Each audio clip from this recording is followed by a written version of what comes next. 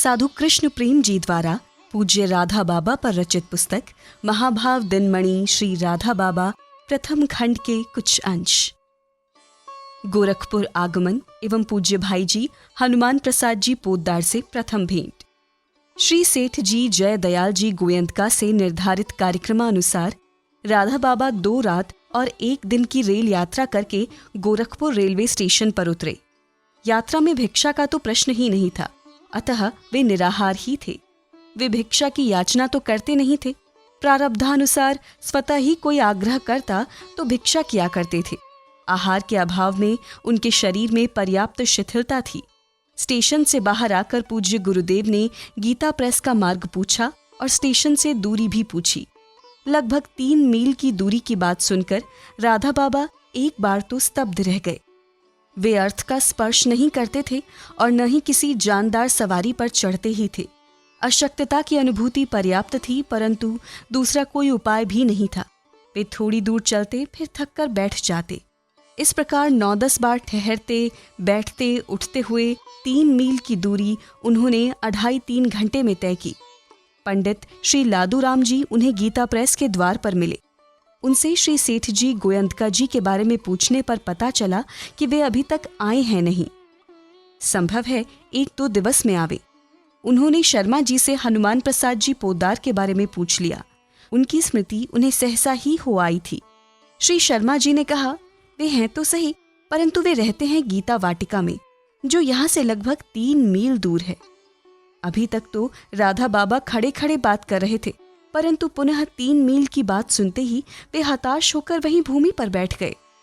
शरीर की दुर्बलता एवं उपवास जनित अशक्तता के कारण 3 मील पुनः चलना उन्हें असंभव लग रहा था, परंतु भगवत इच्छा से श्री लादूराम जी के मन में सद्भाव का उदय हो गया।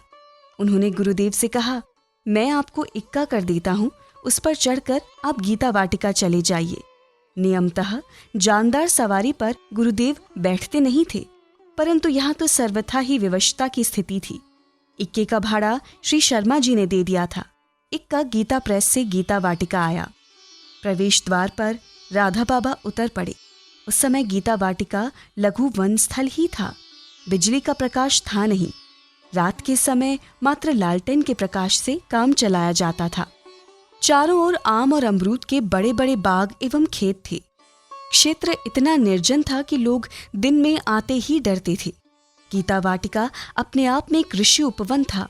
हरी भरी लताओं और ऊंचे ऊंचे वृक्षों के कारण उपवन बहुत ही सघन था। फूल चतुर्दिक असंख्य थे। फल भी मौसम के अनुसार सभी होते थे। इस ऋषि उपवन में इने गिने कतिपय सहयोगियों के साथ श्री पोद्दार जी कल्याण पत्रिका का संपादन कार्य किया करते थे। गीता वाटिका के प्रवेश द्वार पर ही राधा बाबा को श्री दुलीचंद जी दुजारी मिले। वाटिका के अग्रभाग में एक भवन था। उसी में श्री पोद्दार जी सपरिवार रहते थे। इसी भवन में संपादकीय विभाग के लोग भी रहा करते थे। यही उनका कार्यालय भी था। उस भवन के बारामदे की सीढ़ियों में पूज्य गुरुदेव बैठ गए। इन दिनों यहाँ 1 वर्ष का अखंड साधक सत्र चल रहा था। देश भर से सैकड़ों साधक साधना एवं सत्संग करने यहाँ आए थे।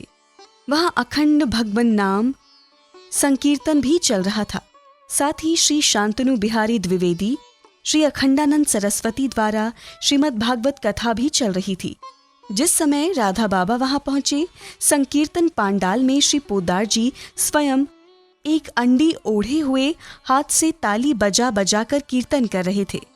श्री दुलीचंद जी ने श्री पोद्दार जी को सूचना दी कि एक दुबले पतले युवक सन्यासी बाहर से आए हैं और आपको पूछ रहे हैं। श्री दुलीचंद जी से सूचना पाते ही श्री पोद्दार जी महाराज संकीर्तन पांडाल से चलकर राधा बाबा के पास आए और दोनों हाथों से पूज्य गुरुदेव के दोनों चरणों को छूकर प्रणाम किया। ये राधा बाबा के स्वयं के शब्द हैं कि पहली ही भेंट में उन्होंने मुझ में रसराज श्री कृष्ण को प्रतिष्ठित कर दिया। रस स्वरूप श्री कृष्ण और महाभाव स्वरूपा श्री वृषभानु नंदिनी वैसे तो एक ही हैं, परंतु उन रस स्वरूप संत ने पहली ही भेंट में मुझे महाभाव का दान कर दिया। इस दान की प्रक्रिया भी अति विचित्र थी। जगत में दाता का हाथ और दाता का मस्तक सदा ऊंचा रहता है, पर इन रस स्वरूप श्री पोद्दार महाराज ने स्वयं झुककर दान दिया, मेरे चरणों को छूकर दान दिया और अपने मस्तक को झुकाकर दान दिया। इसलिए मैंने एक सोरठा बनाया। विभुतत्व में मेरी प्रतिष्ठा तो श्री सेठ जी ने की, परंतु मुझमें श्री राधा कृष्ण के रसतत्व की प्रतिष्ठा श्री पोदार जी महाराज ने की। ब्रह्म रूप स्वस्थान जय दयाल विभु ने दिया, महाभाव रसदान कृष्ण रूप हनुमान ने। जो कार्य श्री सेठ जी से 14-15 दिन तक शास्त्रार्थ करने से नहीं हुआ, वो एक क्षण के इस स्पर्श ने कर दिया। सकारोपासना की तो बात ही क्या, वस्तुतः ऐसी बात तो अति साधारण स्तर की ही होती।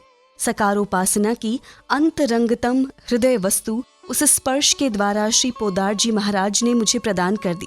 न जाने कितनी कितनी उपासना साधना के उपरांत भी जो वस्तु प्राप्त नहीं होती, वो लव मात्र में मुझे कैसे प्राप्त हो गई, ये रहस्य बुद्धिगम्य है ही नहीं। ये सब अनुमान से अति अतीत है। बस इतना ही कह सकता हूँ कि सकारोपासना की हृदय वस्तु जो वज्रभाव है, वो श्री पोदार जी महाराज के उस अद्भुत स्पर्श से लव मात्र में मेरे अंतर में सुस्थापित हो गया। ब्राह्मी स्थिति की मस्ती में मैं चतुर्थाश्रमी सन्यासी न तो झुका और न ही मेरे हाथ पसारे। जब वस्तु के महत्व से भी अपरिचित था तो याचना होती भी कैसे। अतः मन में भी याचना का भाव नहीं था, परंतु ज्ञानोत्तर भावराज्य की रसमयता में सतत निमग्न श्री पोदार महाराज को वस्तु का दान करते समय झुकने के लिए सोचना भी नहीं पड़ा। सहज भाव से वे झुके और अति विनम्र होकर उन्होंने अपने जीवन की निधि मुझे सौंप दी। वस्तुतः रसामृत के दान की ये प्रक्रिया ही अति अद्भुत है। गागर आई अवश्य सागर के पास, परंतु गागर झुकी नहीं, सागर पूर्णतः झुक गया। रसामृत का पान कराने के लिए झुक पड़ा सागर। सागर बह पड़ा और रस से सिक्त हो उठा पात्र। राधा बाबा की दृष्टि पोदार महाराज पर तभी से लग गई थी जब वे प्रणाम कर रहे थे। प्रणाम करके जो ही उन्होंने अपना मस्तक उठाया, उनकी दृष्टि राधा बाबा की दृष्टि से एक हो गई। राधा बाबा को श्री पोदार जी महाराज एकटक देखने लगे। 3-4 मिनट का समय कम नहीं होता। इस अवधि में निःशब्द दोनों एक दूसरे को अपलक देखते रहे। ये परस्पर निहारना ऐसा उत्कंठा युक्त था मानो कितने युगों से ये सम्मिलन हुआ हो। 4-5 मिनट पश्चात जब पोदार महाराज कुछ प्रकृतिस्थ हुए तो उन्होंने राधा बाबा से भिक्षा के बारे में पूछा। पूछने पर राधा बाबा मंद मंद मुस्का दिए। श्री पोदार महाराज ने अनुमान लगा लिया कि गुरुदेव को निराहार रहना पड़ा है। उन्होंने तत्काल उनके विश्राम और भिक्षा की व्यवस्था की। उस दिन एकादशी थी, अतः पोदार महाराज थाल में व्रतोचित फलाहारी वस्तुएं लेकर राधा बाबा के सम्मुख आए। राधा बाबा ने कहा, मैं पहले स्नान करना चाहता हूँ। तत्काल स्नान की व्यवस्था हुई। भिक्षा के समय पत्तल परोसने का कार्य स्वयं पोदार जी महाराज ने किया।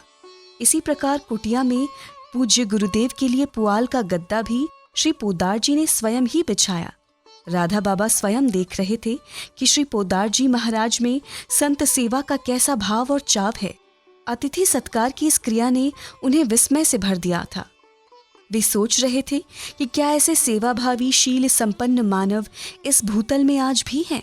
सब आवश्यक कार्यों से जब गुरुदेव निवृत्त हो गए तो उनकी सुस्थिरता से पूज्य पोदार जी महाराज से वार्ता हुई।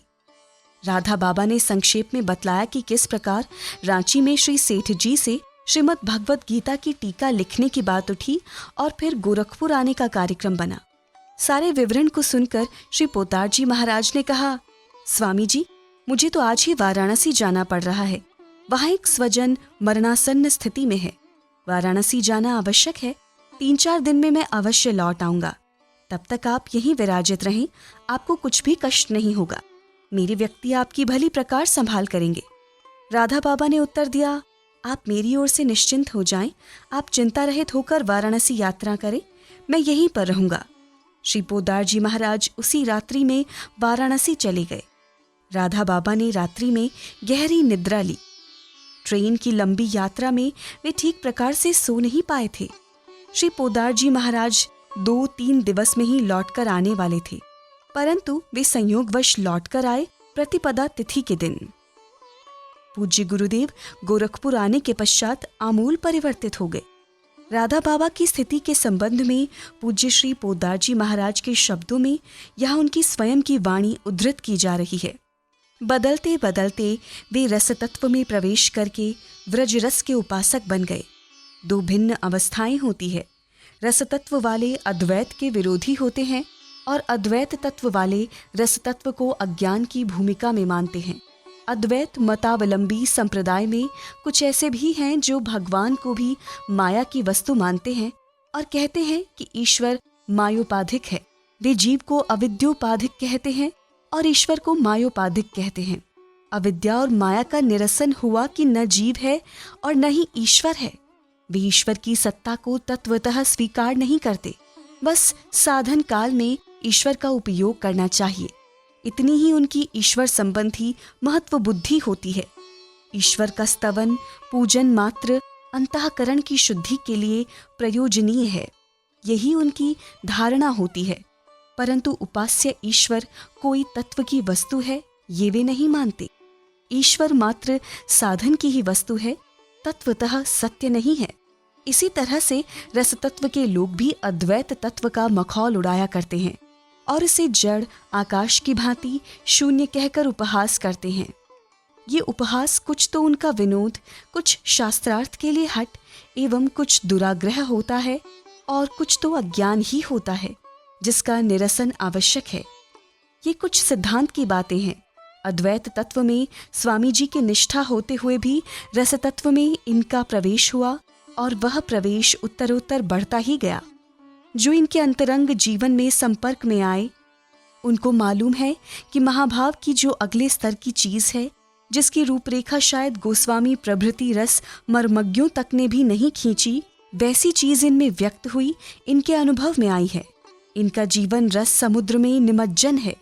रस सागर में जो भाव तरंगे उठा करती हैं, संभव है वे इनके जीवन में उठे। कैसे उठे, क्या उठे, तरंगों का कुछ पता नहीं चलता। इनकी ये वस्तु आज की नहीं, पुरानी वस्तु है। साधना के क्षेत्र में ये एक बड़ी विलक्षण वस्तु है कि जहाँ रस तत्व और ब्रह्म तत्व एक दूसरे के अप्रतिद्वंदी होकर एक साथ एक रूप में रहते हों, ऐसा नारदादि ऋषियों में था। भगवान शंकराचार्य में भी ऐसा माना जाता है। ये उदाहरण है विरल, बहुत ही कम। इससे लोगों को शिक्षा लेनी चाहिए।